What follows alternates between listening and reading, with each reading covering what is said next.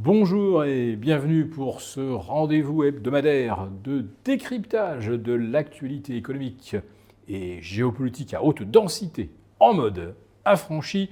Je salue tous les abonnés de TV Liberté pour cet épisode que je vais intituler « Les États-Unis gendarmes du monde, la France riposte et crée les gendarmes des poubelles ». Bon. Avant d'évoquer cette anecdote ubuesque, mais tellement révélatrice, alors nous en sommes déjà à 3,49,3. Le premier, rappelez-vous, c'était pour faire passer un texte préliminaire contenant des amendements au projet de budget 2025. Bon, c'est utile puisque ça a permis de relever l'assiette imposable à peu près au même niveau que l'inflation. Ça a permis également de prolonger certains avantages, notamment par exemple les cartes déjeuner, plus quelques autres aspects techniques. Ensuite, il y a eu le deuxième 49.3 pour l'adoption du budget 2025, puis un troisième 49.3 pour l'adoption du budget de la Sécu. Et alors là, il y a peut-être beaucoup à dire. Alors moi, je l'ai déjà dit, et vous m'avez déjà entendu en parler. Comment se fait-il qu'en France, dans le budget de l'hôpital, le budget des salaires des administratifs est aujourd'hui à peu près équivalent à celui des soignants, alors qu'en Allemagne, eh bien, c'est moitié moins. Le budget administratif est de 50% inférieur au budget des soignants. Et pourtant, en France, depuis 2017, ce ne sont pas moins de 30 000 lits d'hôpitaux qui ont été fermés. Donc, ça fait beaucoup d'infirmiers en moins, d'orthopédistes, de cardiologues, d'anesthésistes. Et pourtant, malgré ces moins 30 000 lits, on n'a pas fait 1 euro d'économie. Et oui, chaque fois qu'on a licencié du personnel soignant, on en a remis un peu plus dans les étages derrière leur tableur Excel pour essayer de comprendre pourquoi, j'imagine, l'hôpital ne fonctionnait pas et que nos urgences sont engorgées. Et oui, la France, c'est un budget de fonctionnement absolument pharaonique et il n'y a rien dans le projet de budget 2025 qui mettent un terme à ce tropisme, ou même des premières mesures qui iraient dans le bon sens. Et c'est la même chose pour l'éducation nationale. Il y a autant d'enseignants que de non-enseignants rémunérés. En Allemagne, c'est à peu près 35% d'administratifs pour 65% d'enseignants. Et ça fonctionne bien mieux que chez nous. Il n'y a qu'à voir le classement de l'Allemagne. Dans le classement PISA, on peut multiplier les exemples, l'étendre aux Pays-Bas, à la Suède. Partout où il y a moins d'administratifs, l'éducation fonctionne mieux.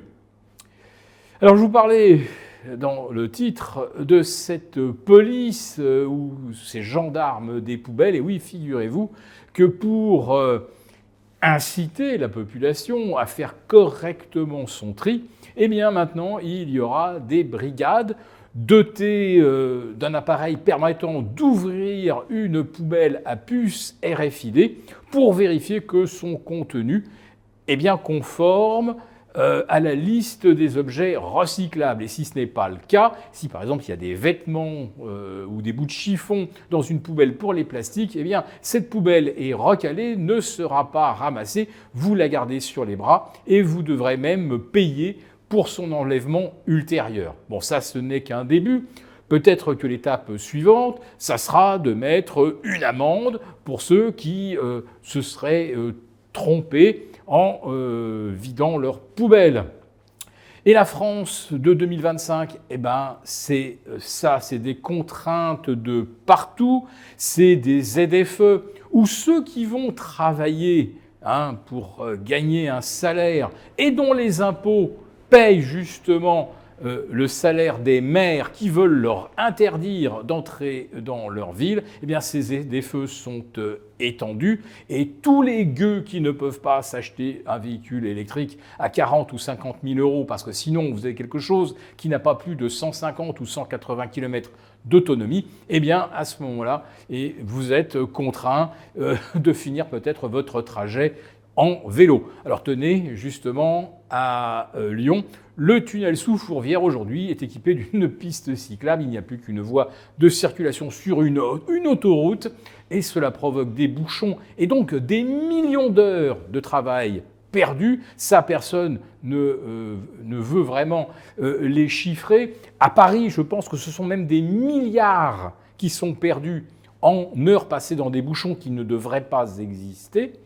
Vous avez cet exemple de l'axe La Défense-L'Étoile, où le feu au niveau de la porte Maillot dure 12 secondes pour cet axe à 3 ou 4 voies, tandis qu'il reste rouge pour laisser passer les véhicules venant d'une rue adjacente où il passe quelques dizaines de véhicules par heure. Et cela, bien sûr, pour provoquer un gigantesque bouchon dissuasif pour, une nouvelle fois, exclure la bagnole des centres-villes.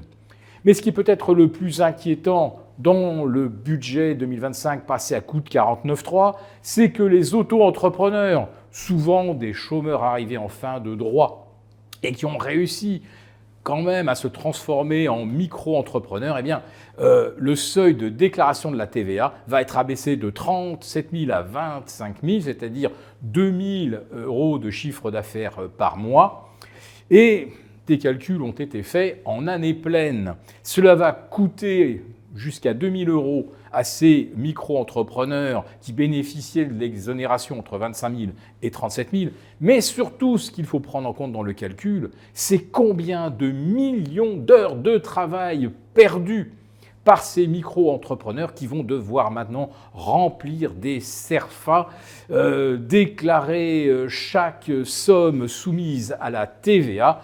Et cette lourdeur administrative, c'est également ce qui plombe les entreprises. Mais j'ai gardé le meilleur pour la fin, vous vous en doutiez peut-être.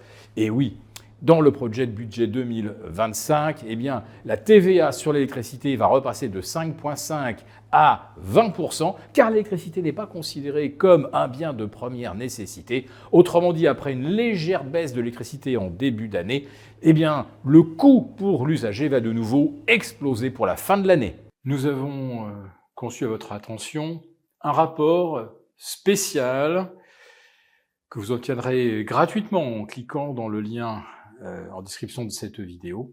Un rapport spécial qui analyse toutes les conséquences économiques, financières et patrimoniales. Et bien sûr, ce rapport vous offre également des mesures, des initiatives à mettre en place très rapidement pour protéger votre épargne, celle de vos proches. Tout ça donc dans un rapport gratuit que vous obtenez en cliquant en bas de cette vidéo.